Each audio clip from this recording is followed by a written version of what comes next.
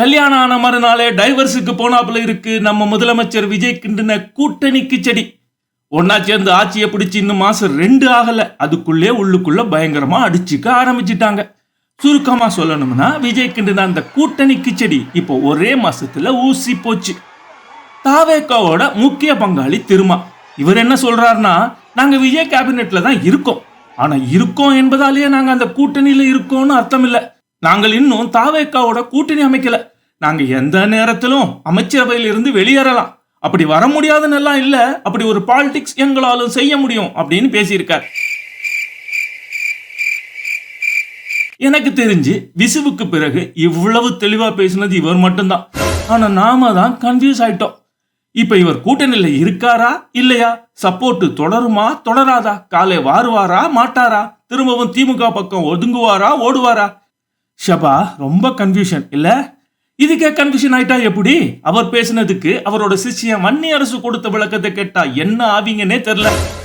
ஆட்சிக்கு ஆதரவு அளிப்பது என்பது வேறு, அமைச்சரவையில் இருந்து வெளியேறுவது என்பது வேறு. அமைச்சரவையில் இருந்து வெளியேறினாலும் ஆட்சிக்கு அளிக்கும் ஆதரவு நீடிக்கும். இதுதான் திருமாவளவன் அவர்களின் கருத்து. இதில் உள்நோக்கம் கற்பிப்பது திரும்புவாதமாகும் அப்படின்னு பேசியிருக்க.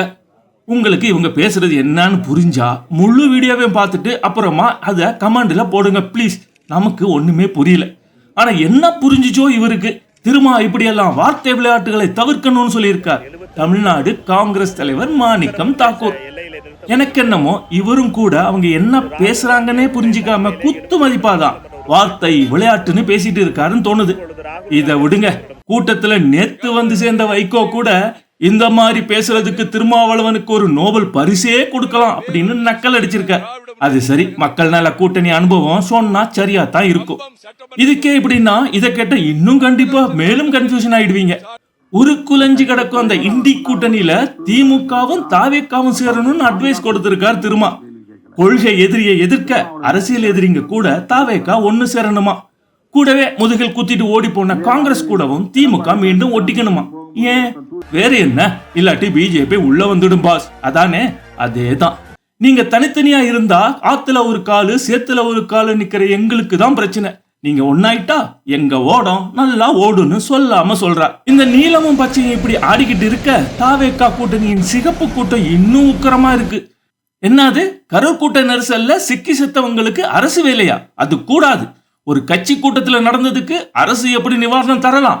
அது கேஸையே நீர்த்து போக வச்சிடுன்னு சொல்லி இருக்காங்க வெளியில இருந்து சப்போர்ட் பண்ற கம்யூனிஸ்ட். என்ன, அரசு வேலை கொடுத்தா கேஸ் நீர்த்து போயிடுமா? ஓஹோ, இவங்க எப்படியாச்சும் அந்த கேஸ்ல தாவேக்கா சிக்கனும் சின்ன பின்னமாகணும்னு விரும்புறாங்க போல. எனக்கு என்னமோ இவங்க சொல்றத பேசுறத எல்லாம் பார்த்தா இவங்கெல்லாம் திமுகவின் ஸ்லீப்பர் செல் அப்படின்னு கண்டிப்பா தோணுது. உங்களுக்கு? இப்படியாக விஜய் கண்ட கூட்டணி குத்து வெட்டு போட்டுக்கிட்டு இருக்கு. மாசம் 2 ஆகல, அதுக்குள்ளேயே திடீர் கூட்டணிக்கு செடி ஊசி போச்சு. ஆனா ஐயுஎம்எல் மற்றும் தாவிய அதிமுக ஆளுங்க மட்டும் வாயையே திறக்காம இருக்காங்க. திறந்தா சட்டி சுட்டதடா கை விட்டதடா ரேஞ்சுக்கு பிலாசபி பேசுவாங்கன்னு எதிர்பார்க்கிறோம். ரைட்டு, எங்க எம்எல்ஏவை அவங்க பேரம் பேசினாங்க, கட்டுக்கட்டா காசு கொடுத்தாங்க அப்படின்னு இவங்க அவங்கள சொல்றாங்க, அவங்க இவங்கள சொல்றாங்க. பரஸ்பரம் குற்றம் சாத்திக்கிட்டு இருக்காங்க ஒவ்வொரு கட்சியும்.